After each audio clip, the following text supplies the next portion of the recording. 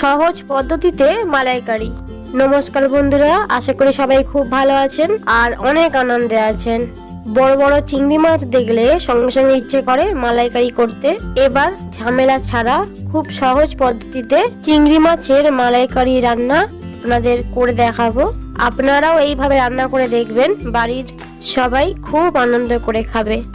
তার জন্য নিয়ে নিয়েছি বড় বড় চিংড়ি মাছ, ছোট চিংড়িও হয়, আমি এখানে বড় চিংড়ি পেয়েছি তাই বড় চিংড়ি দিয়েই রান্নাটা করছি।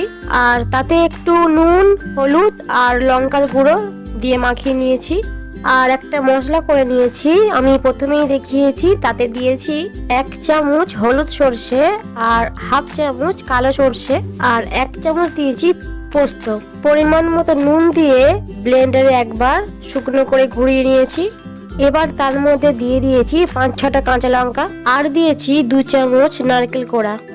এই রকম নারকেল কোড়া না থাকলেও নারকেলের পাউডারও দেওয়া যেতে পারে বা নারকেলের দুধও দেওয়া যেতে পারে, যেটা আপনাদের হাতের কাছে থাকবে। চিংড়ি মাছগুলো ভালো করে তেলে ভেজে নিতে হবে, যেহেতু বড় চিংড়ি তাই একটু ভালো করে ভাজতে হবে। চিংড়ি মাছটা ভাজার সময় অবশ্যই আঁচটা মিডিয়ামে হিটেই রাখবেন, নয়তো মাছের ভেতরের অংশটা সেদ্ধ হবে না। এবার ওই বাটা মশলাটা চিংড়ি মাছ ভাজার তেলেতেই দিয়ে দিয়েছি। এবার একটু নাড়িয়ে চাড়িয়ে রান্না করে নেব। জলটা একটু শুকিয়ে আসবে, তাহলেই বোঝা যাবে যে রান্নাটা প্রায় হয়ে এসছে, মানে মশলাটা প্রায় হয়ে এসছে। এখানে সামান্য পরিমাণে হলুদ গুঁড়ো দিলাম রঙের জন্য।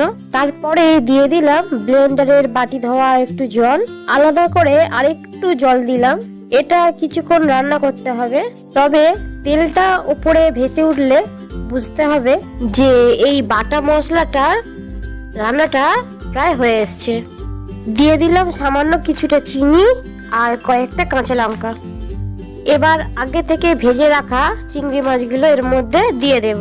চিংড়ি মাছের মধ্যে যে তেল ছিল সব সমেতই এতে দিয়ে দিলাম। খানিকটা ফুটিয়ে নিয়ে একটু নেড়ে চেড়ে কিছুক্ষণের জন্য ঢাকা চাপা দেব, যাতে মাছটা পুরোপুরি ভাবে সেদ্ধ হয়, যাতে করে চিংড়ি মাছের ভেতরে সমস্ত স্বাদ গন্ধ চলে যায়। 7-8 মিনিটের মতো একটু ঢাকা দিয়ে মিডিয়াম আঁচে সেদ্ধ করে নিতে হবে। এবার ঢাকা খুলে আঁচটা বাড়িয়ে দিয়েছি। তারপর এর মধ্যে দিয়ে দিয়েছি খানিকটা ফ্রেশ ক্রিম, 2 চামচের মতো। ফ্রেশ ক্রিম না থাকলেও দুধের সর কিছুটা ঘন করে নিয়ে দেওয়া যেতে পারে, বা কিছুটা দুধ হলেও চলবে, তাহলেও একই রকমই স্বাদ আসবে। এইভাবেই তৈরি হয়ে গেল আমাদের চিংড়ির মালাইকারি। খুবই সহজ এবং অল্প সময়ের মধ্যে তৈরি হয়ে যায়।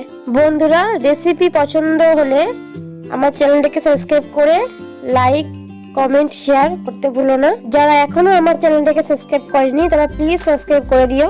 পুরো ভিডিওটা দেখার জন্য অনেক অনেক ধন্যবাদ। আবারও চলে আসবো নতুন কোনো রান্নার ভিডিও নিয়ে। নমস্কার।